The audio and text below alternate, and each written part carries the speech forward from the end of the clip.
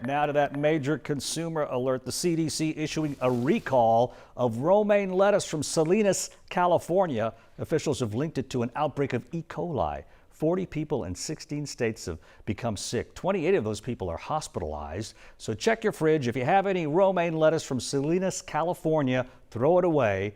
Out of an abundance of caution, H-E-B has pulled all romaine lettuce from its shelves. Kroger tells us it has pulled just romaine from Salinas. Whataburger has also pulled the lettuce.